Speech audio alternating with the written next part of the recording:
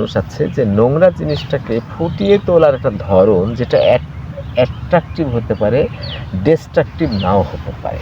কিন্তু মানুষের জন্য একটা বড় সমস্যা হলো যে রবার্ট ফ্রস্ট যে এই কাজের ছেলেটার নোংরামি ফুটিয়ে তুলেছে তার বোকামির কারণে, সেটা আমি একটা চর্চা করছি হিসাবে আমি ওটা ধরতে পারছি, আমি শিক্ষকতা করছি সেটার জন্য।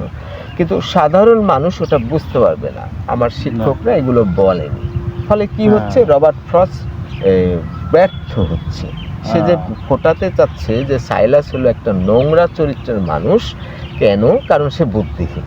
আসলে সে নোংরা মানুষ না, তার বুদ্ধির স্বল্পতার কারণে সে নোংরা হয়ে গেছে।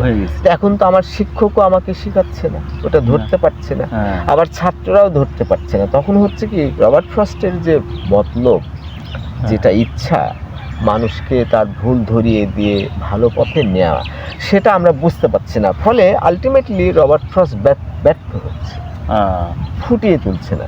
কিন্তু ওকে যদি মেরে তক্তা বানিয়ে সেভাবে অপদস্থ করে যদি চিৎকার করে বলতো যে তুই বেটা সারা জীবন আমার বাড়িতে থাকিস, আর যখন আমার দরকার তখন অন্য জায়গায় যায়, তাহলে কিন্তু আমাদের বুদ্ধিটা আসবে, আমরা বুঝবো।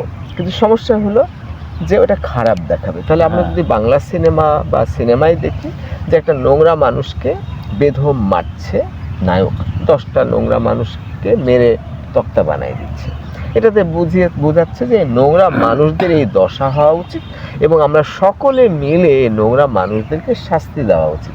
এটা কিন্তু সাধারণ মানুষ বুঝতে পারছে। কিন্তু এটা আবার বুঝতে পারছে না, যখন নায়ক 10 জনকে মারছে তখন হাততালি দিচ্ছে। আসলে হাততালি যে দিচ্ছে সে আবার ভেবে দেখছে না যে এর থেকেও তো আমিই বেশি নোংরা। তাহলে আমি সিনেমায় দেখতে গেছি একটা মানুষ নোংরা, কিন্তু সিনেমা যে তৈরি করছে সে বোঝাচ্ছে যে আপনি সিনেমা দেখতে এসে দেখেন আপনি কত নোংরা। সিনেমায় যদি বলে দর্শকরা আপনারা কত নোংরা, তাহলে দর্শকরা কষ্ট পাবে, দর্শকরা এই সিনেমা দেখবে না। তাহলে আপ্রাণ চেষ্টা করছে সিনেমায় যে এই নোংরা জিনিসগুলো দর্শক দেখে দেখে যেন আত্মসংশোধন হয়, আত্মশুদ্ধি হয়। ঠিক একইভাবে যদি আমি লালনের দিকে তাকাই, মানুষ বুঝলে হবে সোনার মানুষ, এটাই প্রথম ফলক হিসাবে দেওয়া আছে লালনের মাজারে। এখানে বিতর্ক হলো যে মানুষের কল্যাণ যে করবে সেই হবে সেবক। আরেকজন কবি লিখেছে যেজন জীবকে সেবা করে সেই সেবিছে ঈশ্বর। তাহলে ঈশ্বরকে সেবা করা মানে মানুষকে সেবার মাধ্যমেই সেটা করা।